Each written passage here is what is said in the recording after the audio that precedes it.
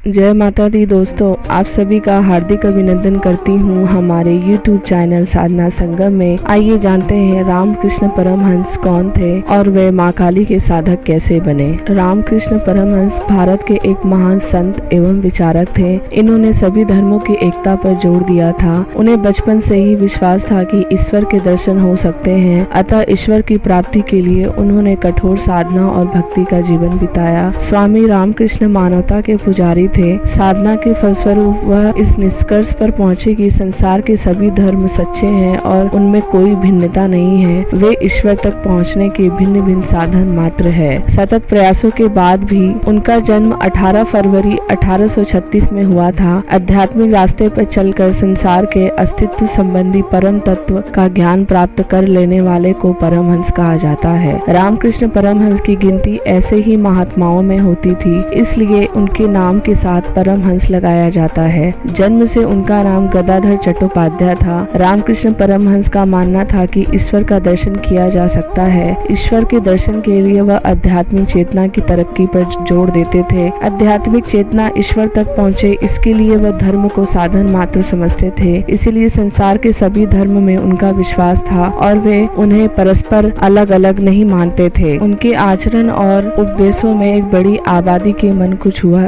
जिनमें उनके परम शिष्य भारत के एक और विख्यात आध्यात्मिक गुरु, प्रेरणा और विचारक स्वामी विवेकानंद भी शामिल थे। स्वामी विवेकानंद ने ही अपने गुरु रामकृष्ण परमहंस के नाम पर 1 मई 1897 को कोलकाता में एक धार्मिक संस्था रामकृष्ण मिशन की स्थापना की थी, जिसकी साहित्य लोगों की आध्यात्मिक तरक्की में उनकी मदद करता है। आइए जानते हैं गदाधर के रामकृष्ण परमहंस बनने की शुरुआत। 8 फरवरी 1836 को बंगाल के कमारपुकुर गांव में एक बंगाली ब्राह्मण परिवार में रामकृष्ण परमहंस का जन्म गदाधर चट्टोपाध्याय के रूप में हुआ था। गदाधर नाम के पीछे भी एक अलौकिक कहानी बताई जाती है। बताया जाता है कि पिता खुदीराम और माँ चंद्रमणि देवी को अपनी चौथी संतान के जन्म से पहले ही ईश्वरीय अनुभव हुआ था। पिता को सपना आया था कि भगवान गदाधर यानी भगवान विष्णु उनके पुत्र के रूप में जन्म लेंगे। इसके बाद एक दिन माँ चंद्रमणि देवी को एक शिव मंदिर में पूजा करने के दौरान उनके गर्भ में एक दिव्य प्रकाश के प्रवेश करने का अनुभव हुआ। भगवान गदाधर के सपने में आने के कारण बालक का नाम गदाधर पड़ गया। रामकृष्ण की डायरी में इस बात का उल्लेख भी मिला था। उनके पिता उन्हें बचपन में रामकृष्ण बाबू भी पुकारते थे। रामकृष्ण अपनी माता पिता की सबसे छोटी संतान थे। उनके 2 बड़े भाइयों के नाम राम कुमार और रामेश्वर थे और बहन का नाम कत्यानी था। चूंकि चट्टोपाध्याय परिवार भगवान विष्णु और उनके अवतार भगवान राम का भक्त था, इसलिए रामकृष्ण के दोनों बड़े भाइयों के नाम में राम शब्द शामिल किया गया था। रामकृष्ण जब महज 7 वर्ष के थे तब उनके पिता का निधन हो गया था।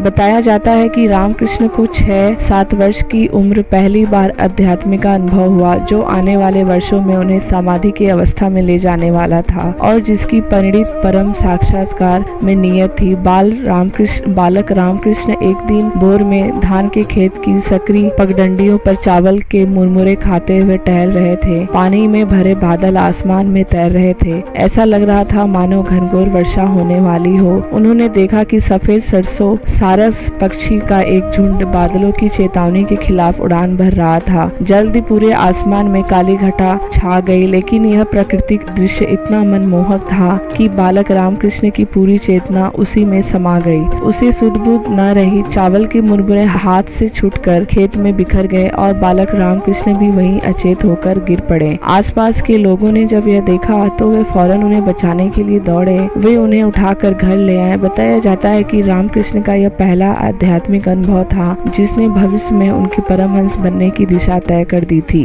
बालक रामकृष्ण की चेतना धीरे धीरे अध्यात्म के अनंत समंदर में ही गोते खाने लगी। उनका मन आध्यात्मिक स्वाध्याय में ही लगने लगा। 9 वर्ष की उम्र में उनका जनेऊ संस्कार कराया गया। इसके बाद वह वैदिक परंपरा के अनुसार धार्मिक अनुष्ठान और पूजा पाठ करने और कराने के लिए योग्य हो गए थे। रानी रासमणी ने हुगली नदी के किनारे दक्षिणेश्वरी काली मंदिर कोलकाता के बैरकपुर में बनवाया था। रामकृष्ण का परिवार ही इसी की जिम्मेदारी संभालता था। रामकृष्ण भी इसी में सेवा देने लगे और पुजारी बन गए। 1856 में रामकृष्ण को इस मंदिर का मुख्य पुरोहित नियुक्त कर दिया गया। उनका मन पूरी तरह से माता काली की साधना में रमने लगा। माता काली की साधना के उन दिनों में अफवाह फैल गई कि रामकृष्ण का मानसिक संतुलन बिगड़ गया है। परिवार ने सोचा कि शादी करा देने से रामकृष्ण पर पारिवारिक जिम्मेदारियां आएंगी और वह सांसारिक जीवन में रम जाएंगे और उनका मानसिक संतुलन ठीक हो जाएगा।